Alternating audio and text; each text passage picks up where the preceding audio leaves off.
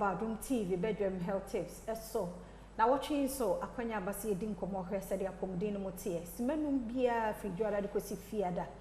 endpoint homeopathic clinic na daroma ene edi dwumedi ebro nti say yawe bia ha wadwede yenko endpoint ho fa no personal doctor obi wa na oni obisa bia na mo ha hu se pedua ne nkoyie ma wa ofre doctor obeti o the number no 0244867068 na ochi ye kasa for cerebral palsy ho enen so ya boy remu Christian Health Association of Ghana e woni ba be din komo afa cerebral palsy ho oba Esther esi jeche ye clinical supervisor onu na de ba be fem na ochi mu nyina 5 minutes ye nchekura na onya ho akọ adwuma so ye da sesemo ye ne sa e ma ya brebia oba na sie mu akwaba that's it. So what do you so? Yeah, just over. Now what you mostly a for cerebral palsy. I know your condition there. Okay. See, you can cerebral palsy. Na me kase mechimu no. Cerebral no. You can say cerebral na ejina ho ma adwene. Okay. Nti bibia e fa adwene mu bia won say medical term no. Say you can be cerebral vascular accident and you stroke and say na e fa adwene no. Okay. And a palsy. The case palsy so na it say interference with movement. Say bibi ato senya wo ye wa ade ato affecting no kakra. Nti betima ye ne say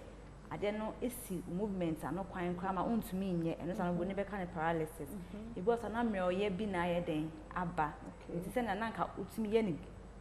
beginning no unni sa nwodin ni biom. Ebi o so kwa na unni control e wo so. Nti no ye palsy no. Nti ye kan mienu nyina boma na ye say cerebral palsy me kind of a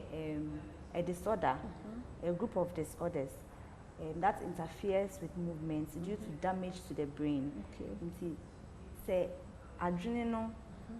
eto chima kakra ana say bibi ko ha adwene kakra na affect senia ye ya ade. Na usually cerebral palsy no for nkola.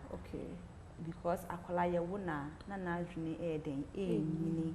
ye bia adwene ye such that na ekuta yen bibi ye bia adwene no control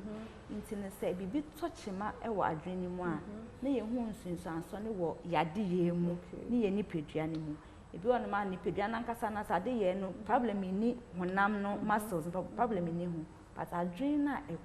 control say obe move wonsa obe nante no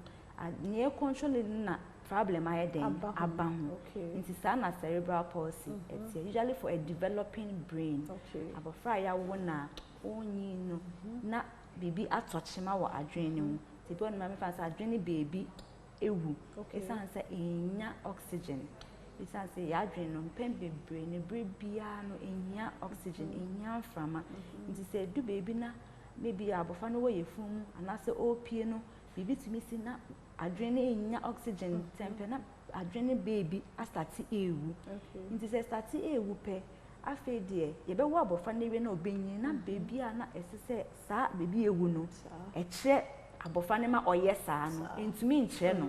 na abofra no elake wo sa part no nti na fe na cerebral palsy na common wo ha ipacho common pa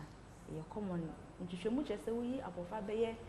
400 500 bia otuminya abofra ba akwa o suffer cerebral palsy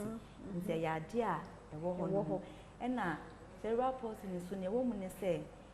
ne usually no ya wo abofra na ontumi nka say we obenya cerebral palsy unless say abofra ne wo malformation bi na de hu say we de senya ne titie obetimi nya sa but mpem bebre ne bi on ma wonhumi nche da enhu abofra ne nyini mu no na obehu say we atochima we abofra ne ntimi nye say abofra ne ntimi nye say abofra ne ntimi nye say ansa na wadwen fo be ba so na be mehu say anhwa na awo ni mu anase nyinsen ni no bibi tochima ewo hono mo ansa but afiansa dedi ma wa eden mehu tin pembebre na bi wo hono ma unless abofra ne ye fine we nya infection bi brain no ma unhweda enhu beginning ntimi nka say abofra e be dey